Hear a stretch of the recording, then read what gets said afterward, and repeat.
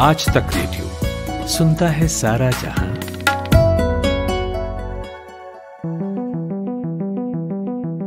भारत और चीन के साथ एलएसी पर चल रहे विवाद के बीच रक्षा मंत्री राजनाथ सिंह 4 महीने में 2 बार रूस की यात्रा कर चुके हैं। हाल ही में जब वो शंघाई कोऑपरेशन ऑर्गेनाइजेशन यानी एससीओ में हिस्सा लेने मॉस्को पहुंचे तो यहां उन्होंने अपने चीनी समकक्ष जनरल वेई फेंगे से करीब 2.5 घंटे तक बात की और बातचीत का मुख्य मुद्दा सीमा विवाद ही रहा। और अब आज विदेश मंत्री एस जयशंकर भी मॉस्को जा रहे हैं इसी एससीओ में भाग लेने। यहाँ कल उनकी बैठक चीनी विदेश मंत्री वांग यी से होगी। जाहिर है लद्दाख में चल रहे तनाव पर ही बात होगी। ये खुद एस जयशंकर संकेत दे चुके हैं। कल ही उन्होंने इंडियन एक्सप्रेस से कहा था कि सीमा पर स्थिति इतनी गंभीर है कि इसे राजनीतिक स्तर पर गहन चर्चा से ही सुधारा जा सकता है। अब सवाल उठता है कि भारत और चीन के बीच विवाद की बात जब रूस की सरजमी पर हो रही है तो उसका इसमें क्या रोल होगा। वहीं अमेरिका भी चीन के खिलाफ उठाए गए भारत के हर कदम की खुलकर तारीफ कर रहा है, फिर वो चाहे एप बैन का मसला हो या फिर सीमा पर घुसपैठ को नाकाम करने का।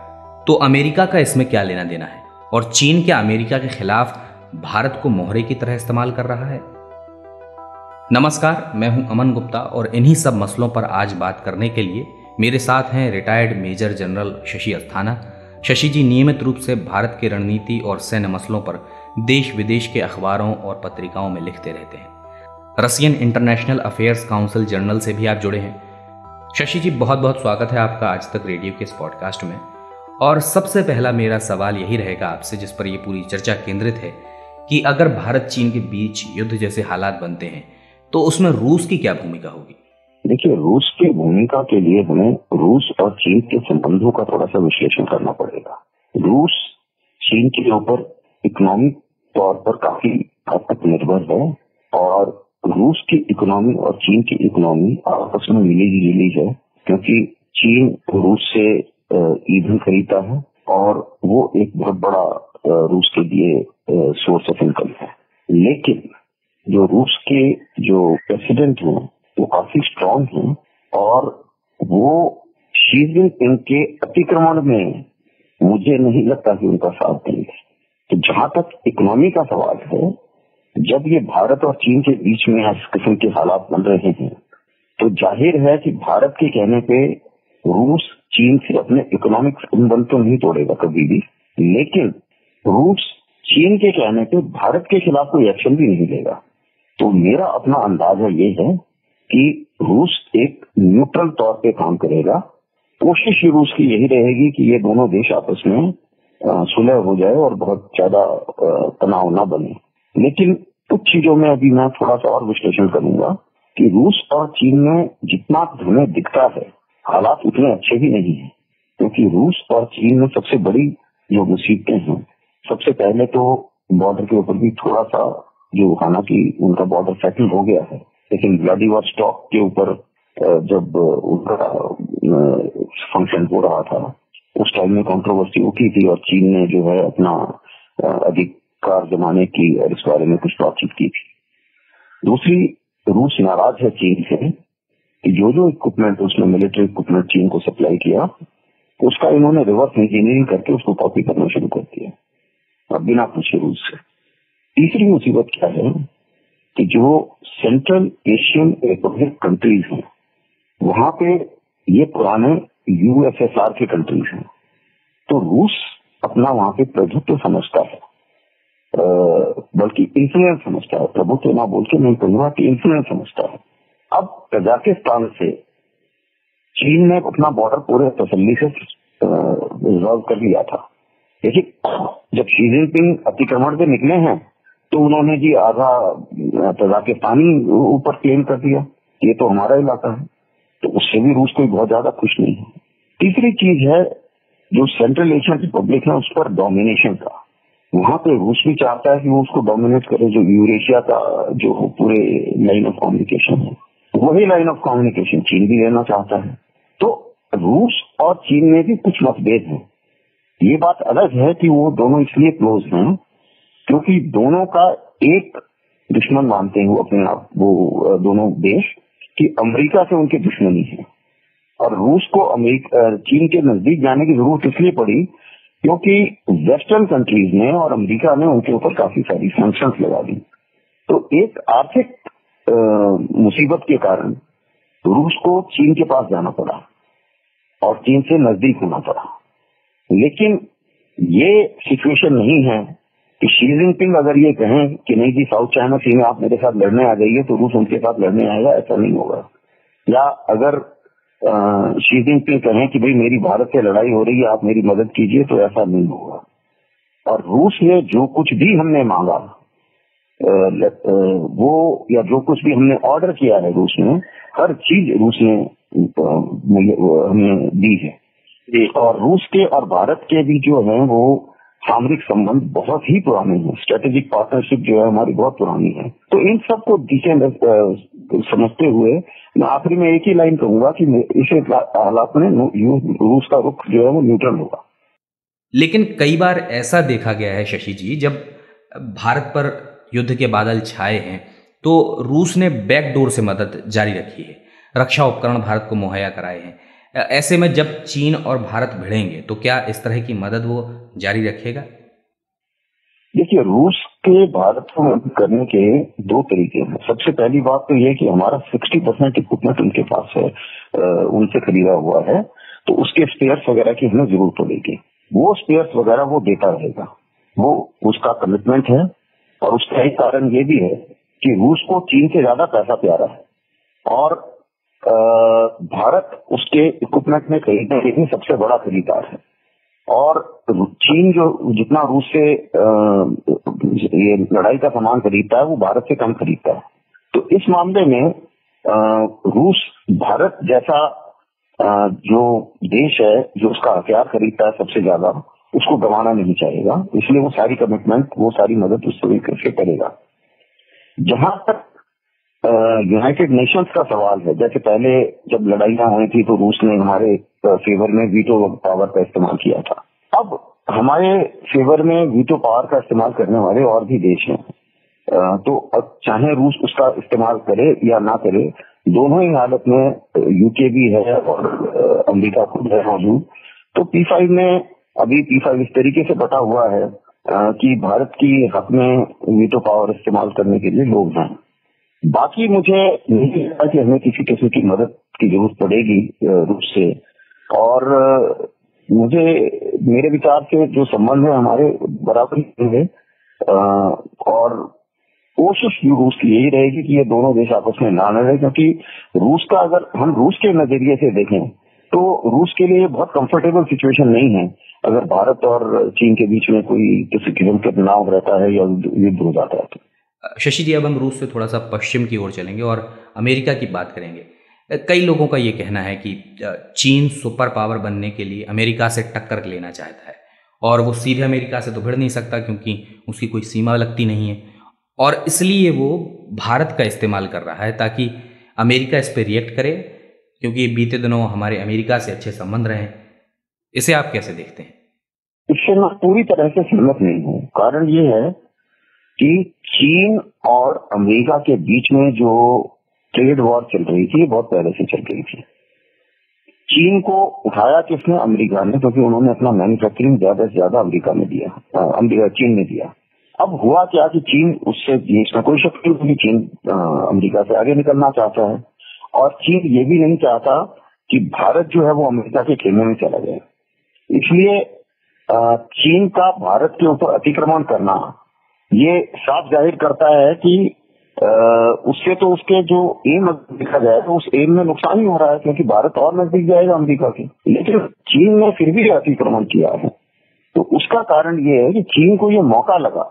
चीन अब सबसे ज्यादा चिंता में था कि जब हमने ये जम्मू और कश्मीर का नक्शा जाहिर किया, हमने ये भी जाहिर किया कि भाई अक्सर चीन हमारा है, पीओके हमारा है, जरूरत पड़ने पर हम उसे ले भी सकते हैं, इंफ्रास्ट्रक्चर भी हम बना रहे हैं। तो चीन को थोड़ा सा ये लगा कि कहीं मेरी CPEC में और कराकोरम हाईवे में या कराकोरम पास जो है उस इलाके में अगर इन्होंने कर दिया कुछ जैसे बालाकोट में किया था, तो मेरा तो ये सारा प्लान धरा का धरा रह जाएगा। तो इसलिए चीन ने ये सोचा कि ये लोग अब कोरोना से परेशान हैं, इस मौके का फायदा उठा के क्यों ना इस मौके पे कुछ कर दिया जाए। और अगर मैं आगे बढ़ गया और लड़ाई नहीं हुई तो ये जमीन मेरी हो गई, और अगर हिंदुस्तान चुप बैठ गया तो बस बहुत अच्छी बात है। तो ये मेरे विचार से उनके दिमाग में रहा था। बाकी सब जो पॉइंट हैं वो अपनी जगह सही हैं। मैसेज अमेरिका को भी दिया जा सकता है, सही बात है। ये सब, इन सब चीजों का भी अंश है, लेकिन मेन मुद्दा तो यही था कि ये स्लो मौके का फायदा उठाना चाहता था, क्योंकि इनके जो पहले स्ट्रेटेजिस्ट रहे हैं सुन त्सू, उनका कहना था कि भाई आप दुश्मन पे तब वार कीजिए जब वो सबसे कमजोर हो, और जब वो सबसे स्ट्रांग हो तब आप रुक जाइए और अपनी स्ट्रेंथ को बढ़ाइए। अब उसको लगा कि कोरोना में हिंदुस्तान सबसे कमजोर है, इस समय कर दो, क्योंकि उनकी आर्थिक स्थिति भी खराब है, और इस समय क्या कहते हैं, कोरोना भी बढ़ रहा था उस समय। चीन में पहले हुआ शुरू, वो पहले खत्म हो गया तो चीन पहले निपट लिया, तो उनको लगा कि अब तो हमारे पास मौका है। तो ये कुछ चीजें हैं जिससे उसने भारत की तरफ रुख किया है। लेकिन जिस तरीके से भारत ने जवाब दिया, उससे अब क्या हो रहा है कि अब जो फर्दर एक्शन वो जो ले रहा है, ये एक मजबूरी बन गई है उसकी, क्योंकि शी जिनपिंग का जो लॉस ऑफ फेथ है अपनी डोमेस्टिक पॉपुलेशन के सामने, अपने जो लोगों के सामने जो सुपर ह्यूमन बने फिरते थे, वो अब थोड़ा सा जमीन पे आने वाला है। तो इसलिए उसको, उस नाक को बचाने के लिए अब जो कुछ भी वो कर रहे हैं, ये उस नाक को बचाने के लिए कर रहे हैं, क्योंकि उन्हें पता है कि अगर ये कैजुअलिटी भी वो छुपा गए इसी चक्कर में। और अब जो ये देख रहे हैं कि जब भारत ने एक ऑफेंसिव एक्शन भी लिया है, प्रीएम्प्टिव एक्शन लिया है, तो उससे ये भी हो गया कि भाई भारत डरेगा नहीं, और भारत जो है कहीं और आपको, अब आप हर जगह तैयार हो जाइए और सचेत हो जाइए, कहीं पे भी आपके ऊपर कुछ भी हो सकता है। तो ये सारी चीजें इन चीजों को मद्देनजर रखती है। जहां तक भारत और अमेरिका का सवाल है, देखिए मैंने पहले भी कई इंटरव्यू में कहा था, मेरे कई सारे इंटरव्यू वीडियोस भी हैं, जिसमें मैंने ये हमेशा बोला है कि कोरोना के बाद में विश्व का समीकरण बदल जाएगा। पुराने जमाने में नाटो होता था, क्योंकि लड़ाई का क्षेत्र उस समय यूरोप को माना जाता था, तो यूरोप रशिया के बीच में शीत युद्ध था और उस क्षेत्र को माना जाता था, तो नाटो बना। अब अमेरिका और चीन दो पिलर के तौर पे सामने उभर के आ रहे हैं, तो लड़ाई का क्षेत्र जो है वो इंडो पैसिफिक बनेगा।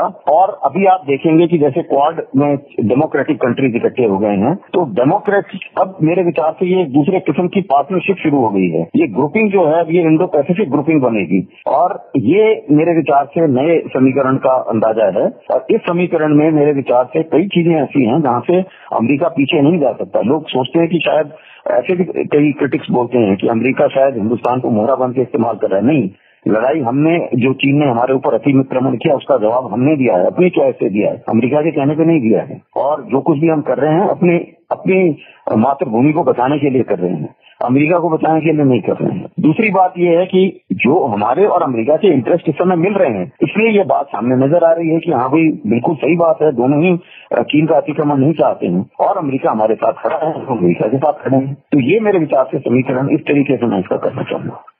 बिल्कुल शशि जी, ये तो स्पष्ट है कि भारत अब इस स्थिति में है कि वो पीछे तो नहीं हटने वाला, और चीन को उसकी हर हरकत का मुंहतोड़ जवाब भी दे रहा है। लेकिन एक सवाल जो अक्सर पूछा जाता है कि आमने सामने का युद्ध अगर हो तो भारत रणनीतिक तौर पर कितना मजबूत है, कैसे कहा जाए कि अब 1962 दोहरेगा नहीं?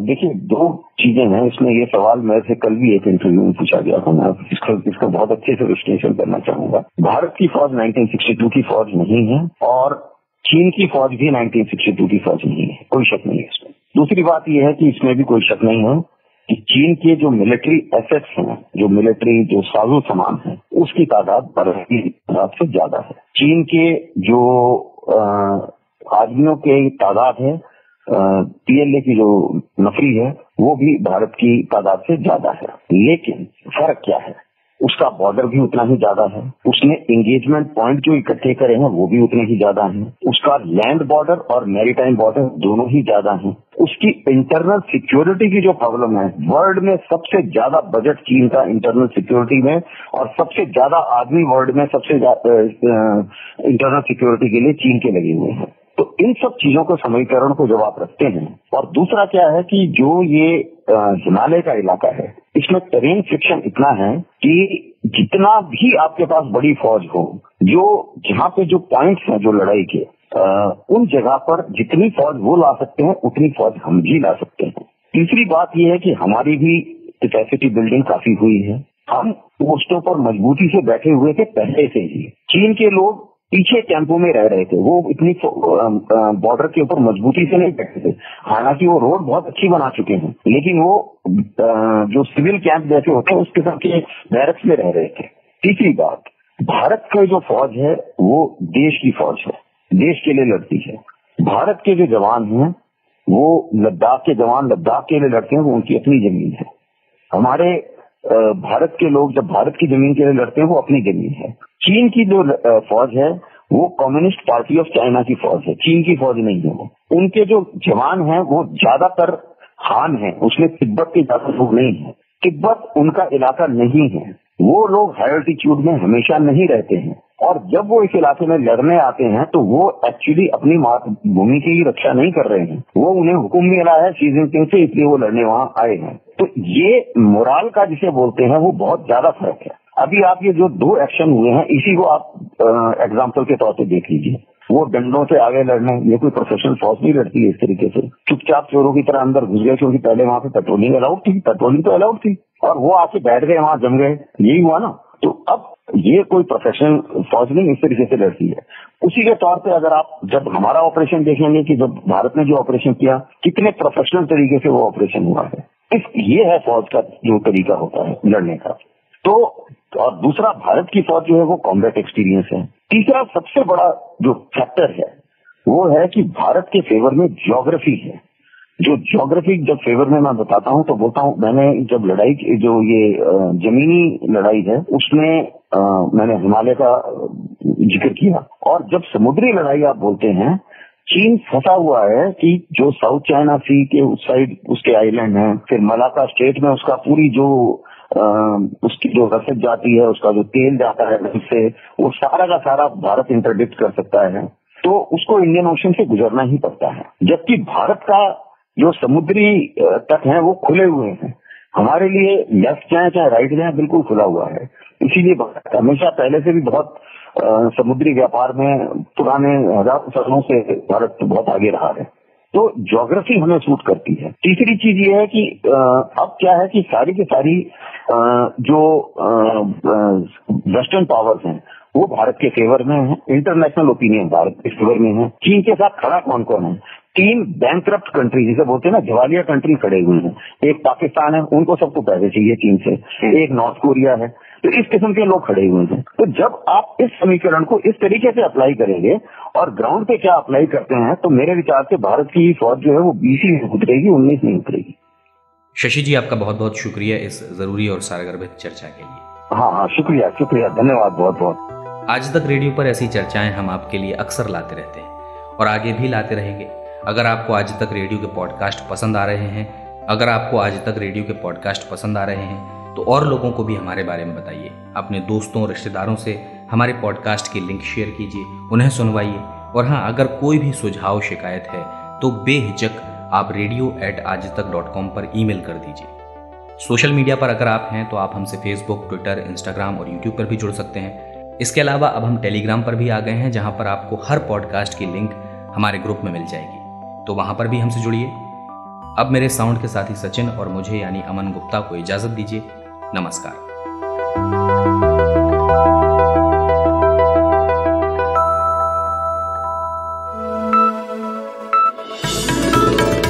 खबरों की हलचल और देश विदेश का मिजाज आप सुन रहे हैं आज तक रेडियो।